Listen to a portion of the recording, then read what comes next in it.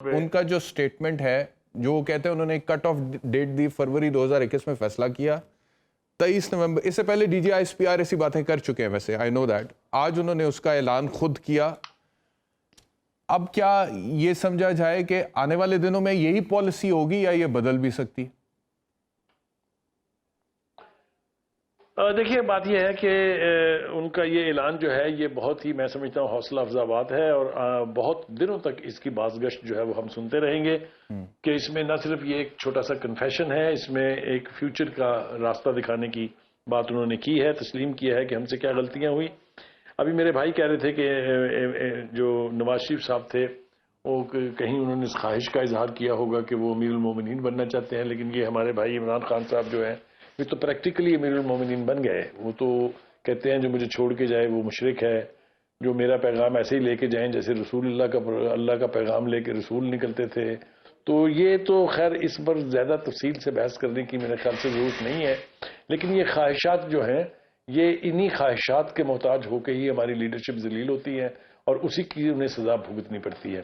اب آ جائیے اب جنرل صاحب کے بیان کی طرف. میں نے جیسے پہلے کہا کہ یہ بہت تاریخی بیان ہے، یہ بہت بڑا کنفیشن بھی ہے، لیکن ایک بہت بڑا یعنی جس کو کہتا ہے مشل راہ بھی ہے. اگر ہمارے سیاستدان فوج کو اپنی سیاست میں گھسیٹنا بند کر دیں اور کوشش کریں کنسنٹریٹ کر کے ملک کے فائدے کا کوئی کام کر دیں اور گھٹیا سیاست نہ کریں، کرپشن نہ کریں، تو میں سمجھتا ہوں کہ فوج شاید اب اس کے بعد اتنے بڑے ڈیولپمنٹ کے بعد شاید مداخلت نہیں کرے گی. لیکن ہم کیا دیکھ رہے ہیں آج کی تاریخی کو لے لیجئے، اب ایک نیا چیف بننے جا رہا ہے اور اس کے حوالے سے خان صاحب کا بیان بھی آپ کے سامنے ہے. بالکل ان کے جو باقی ساتھی ہیں انہوں نے تو خیر کبھی آج تک کبھی کوئی ڈھنگ کی بات کر کے نہیں دی. وہ تو سارے کے سارے جو ہیں ذمہ دار ہیں خان صاحب کے اقتدار سے نکلنے کے اور ان کو مسلسل اقتدار سے باہر رکھنے کے. اس کے اوپر کسی اور پروگرام میں بڑی تفصیل سے میں بات کر دوں گا، نام لے کے میں نے ایک پروگرام میں کی بھی تھی. تو خان صاحب کو بھی چاہیے کہ وہ اپنی سیاست کا رخ اور منبع جو ہے ایسی طرف موڑیں جہاں ان کے لیے فیوچر کے برائٹر چانسز ہوں. اور میں آپ کو ایک بات بتا دوں، جتنی ان کی پاپولیرٹی ہے، جتنے لوگ ان کے ساتھ ہیں، ابھی بھی ان میں کیپیسٹی ہے کہ وہ ان تمام سیاستدانوں کو ان کے بلوں میں واپس بھیج سکتے ہیں. لیکن اگر آپ نے ایشوز ایسے ہی بنانے ہیں جیسا آپ نے پہلے بنایا تھا وہ امریکی سازش کا اور پھر بنایا آپ نے میر جعفر میر صادق کا، تو پھر خیر نہیں ہے. یہ میں آپ کو بالکل کنوکشن سے بتا رہا ہوں کہ اس سے خان صاحب کا بہت نقصان ہونے والا ہے. انٹرنیشنل ارینا میں تو خیر ہمارے ساتھ کیا بنے گی کیا بنی ہے، اور امریکہ کی طرف سے 10-12 دفعہ جو اس کی تردید کی گئی ہے، اس کے بعد اب خواہشات ہیں پی ٹی آئی کی لیڈرشپ میں بھی اور خود عمران خان صاحب میں کہ امریکہ کے ساتھ تعلقات ٹھیک کیے جائیں. بے خدا کے لیے آپ کو کہا کس نے تھا کہ آپ اس قسم کا بیان دیں جس کو آپ خود سبسٹینشیٹ نہ کر سکتے ہوں. آج جنرل باجوہ نے اس سازش کا جو بھرکس نکالا ہے وہ آپ نے سن لیا ہوگا. اب اس کے بعد میرے خیال سے اگر خان صاحب اس سے اجتناب کریں تو زیادہ بہتر ہوگا. تو مشکل یہ ہے کہ ہمارے سیاستدان کبھی سیکھنے کے لیے تیار میں سنوا دیتا ہوں کہ جنرل قمر جاوید باجوہ نے یہ جو بیرونی سازش کا بیانیہ پاکستان تحریک انصاف کی طرف سے سامنے آیا تھا اس پر بات کرتے ہوئے کیا کہی ہے، سنیں. فوج پہ تنقید عوام اور سیاسی پارٹیوں کا حق ہے، لیکن الفاظ کے چناؤ اور استعمال میں احتیاط برتنی چاہیے. ایک جعلی اور جھوٹا بیانیہ بنا کر ملک میں ہیجان کی کیفیت پیدا کی گئی اور ابھی اسی جھوٹے بیانیے سے راہ فرار اختیار کی جا رہی ہے. سینئر ملٹری لیڈرشپ کو غیر مناسب القابات سے پکارا گیا. میں آپ کو واضح کر دینا چاہتا ہوں کہ فوج کی قیادت کچھ بھی کر سکتی ہے لیکن کبھی بھی ملک کے مفاد کے خلاف نہیں جا سکتی. کیا آپ یہ سمجھتے ہیں کہ ملک میں ایک بیرونی سازش ہو اور آرمڈ فورسز ہاتھ پہ ہاتھ دھری بیٹھی رہیں گی؟ یہ ناممکن ہے، بلکہ یہ ایک گناہ کبیرہ ہے. اور جو لوگ یہ سمجھتے ہیں کہ وہ فوج اور عوام میں درار ڈال دیں گے وہ بھی ہمیشہ ناکام ہوں گے. عامر ضیاء صاحب کیا کہیے گا؟ دیکھیں ڈیبیٹیبل بات ہے. میں وہی کہوں گا کہ جو عمران خان کا اصل بیانیہ ہے اور جس کی وجہ سے میرے خیال میں اتنا شکوہ شکایت ہوا، جیسے آپ شروع میں فرما رہے تھے کہ ہر چیز کے لیے عمران خان جو تھے وہ فوج کی طرف دیکھا کرتے تھے، اور مجھے وہ ساری بریفنگز یاد ہیں کہ جس میں جنرل باجوہ صاحب بہت تعریف کیا کرتے تھے عمران خان کی. کوئی زیادہ پرانی بات نہیں ہے. تو ایک جلٹڈ لور کا یعنی کہ ایک دوسرے سے جو روٹنے کو شکایت کا جو آپ کو نظر آتا ہے نا وہ دونوں طرف سے ہے. دونوں طرف گھاؤ جو ہے بہت گہرا ہے. عمران خان کو غالباً یہ ہوا ہے کہ جی فوج جو ہے اپنے اینٹی کرپشن نیریٹو سے نیچے آئی ہے، اور اس میں شروع میں آپ دیکھیں کہ انہوں نے شروع میں بہت احتیاط سے بات کر رہے تھے، کسی کو بلیم نہیں کر رہے تھے اس کے اندر. اور اسی میں مطلب ہے یہ بات بھی ہے کہ ہمارے یہاں جو ہے حکومتیں جب ان پہ جو بیرون ملک کا بھی انفلوئنس ہوتا ہے، مطلب ہے کہ جو ہمارے دوست ممالک ہیں ان کی بھی بات سنی جاتی ہے، سنائی جاتی ہے.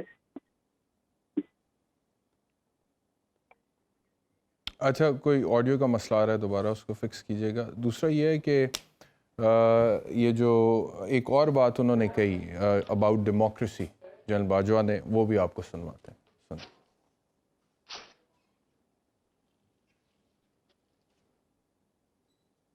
آر ٹی ایس کے بیٹھنے کو بہانہ بنا کر جی ٹی وی پارٹی کو سلیکٹڈ کا لقب دیا، اور 2022 میں اعتماد کا ووٹ کھونے کے بعد ایک پارٹی نے دوسری پارٹی کو امپورٹڈ کا لقب دیا. ہمیں اس رویے کو رد کرنا ہوگا. ہار جیت سیاست کا حصہ ہے اور ہر پارٹی کو اپنی فتح اور شکست کو قبول کرنے کا حوصلہ پیدا کرنا ہوگا تاکہ اگلے الیکشن میں ایک امپورٹڈ یا سلیکٹڈ گورنمنٹ کے بجائے الیکٹڈ گورنمنٹ آئے. جمہوریت حوصلہ برداشت اور عوام کی رائے عامہ کے احترام کا نام ہے. اگر پاکستان نے آگے بڑھنا ہے تو ہمیں عدم برداشت اور میں نہ مانوں کے رویے کو ترک کرنا ہوگا. جی عامر زیاد صاحب، آپ کو میری آواز آ رہی ہے؟ اچھا، عامر زیاد صاحب سے ہمارا ابھی رابطہ نہیں ہو پا رہا. اچھا، میں before I go back to Bukhari صاحب، میں اتنا کہوں گا کہ مجھے وہ ٹائم بھی یاد آ رہا ہے. اب یہ شو کرتے ہوئے مجھے یاد آ رہا ہے کہ 2018 میں جب عمران خان صاحب نئے نئے وزیر اعظم بنے تھے، اور اس کے بعد پھر ہم نے وہ مناظر دیکھے کہ انہوں نے جی ایچ کیو کا دورہ کیا. Chief of the army staff اس وقت بھی جنرل قمر جاوید باجوہ تھے، اور اس کے بعد کور کمانڈرز جتنے بھی تھے وہ لائن میں کھڑے تھے، اور انہوں نے عمران خان کو ریسیو کیا، گریٹ کیا. اس کے بعد وہ شہداء کی قبر پر پھولوں کی چادر بھی چڑھائی عمران خان نے. پھر ہم نے یہ مناظر بھی، میرے خیال میں بخاری صاحب مجھے کریکٹ کریں گے اگر میں غلط ہوں، کہ پاکستان کی تاریخ میں شاید پہلی دفعہ تب دیکھا تھا، جس کے بارے میں مجھے یاد پڑتا ہے میں نے پروگرام میں بڑی بات کی تھی، کہ جی ایچ کیو میں یہ corps commanders including the chief of the army staff سارے میز پر بیٹھے ہوئے تھے، اور اس کو ہیڈ کر رہے تھے. وہ جو ایک کرسی ہوتی ہے سامنے مین والی، اس میں عمران خان صاحب بیٹھے ہوئے تھے. ٹھیک ہے، اور ہم نے کہا جی دیکھیں عمران خان کا ایک پیج جو ہے اس حد تک انڈرسٹینڈنگ ہے کہ عمران خان وہ پرائم منسٹر ہے پاکستان کا، کہ وہ جی ایچ کیو میں اس میٹنگ کو ہیڈ کر رہا ہے as a civilian, as the prime minister, as the head of the government, اور chief of the army staff سمیت سارے کو کمانڈرز وہاں پہ بیٹھے ہوئے ہیں. تو میرے خیال میں اس کے بعد جو کچھ بھی ہوا، معاملات جدھر بھی گئے، جیسے بھی گئے، وہ اپنی جگہ پہ ایک ڈیبیٹ ہے، بحث ہے، اس میں کیا عوامل کار فرما تھے. لیکن جو بات آج کر دی گئی ہے کہ آئینی کردار، وہ بہت اہم ہے. آپ چاہے سیاستدان ہیں، آپ چاہے بیوروکریٹ ہیں، آپ کوئی جج ہیں، آپ اسٹیبلشمنٹ کا حصہ ہیں، کوئی جنرل ہیں، آئینی کردار میرے خیال سے، میں ایک وکیل کی حیثیت سے جینونلی آئی بلیو دیٹ، کہ اگر جو ہمارا آئین ہے، قانون ہے، اس کا جو اسپرٹ ہے، اگر ہم اس کو اڈاپٹ کر لیں as a nation, as a country, تو بہت ساری چیزیں ہماری ویسی سیٹل ہو سکتی ہیں. یقین کریں سیٹل ہو سکتی ہیں. بہت سارے ہمارے جھگڑے جو ادروائز ہم سارا وقت برباد کر دیتے ہیں ان میں، وہ سیٹل ہو سکتے ہیں. اور وہ سیٹل ہو سکتے ہیں تو پھر کیا ہوگا؟ پھر کلیئرٹی ہوگی. کلیئرٹی کیا ہوگی؟ کلیئرٹی یہی ہوگی کہ جی ملک نے کیسے ترقی کرنی ہے، یہ 22 کروڑ عوام کو کس سمت میں لے کر جانا ہے، ہم نے ایک قوم کی حیثیت سے آگے کیسے بڑھنا ہے.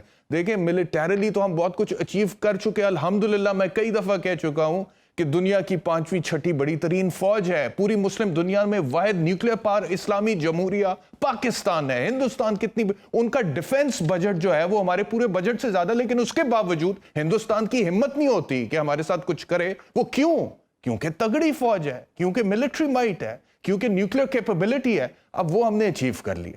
اب جو جنرل باجوہ صاحب نے آج بات کر دی ہے، میں کہتا ہوں اگر ادارہ اور ہمارے پولیٹیشنز اور حکومتیں اور تمام ڈپارٹمنٹس اس کو سٹک کر جائیں، انکلوڈنگ ادارہ اسٹیبلشمنٹ کی میں بات کر رہا ہوں، that could pave the way for the progress of this country.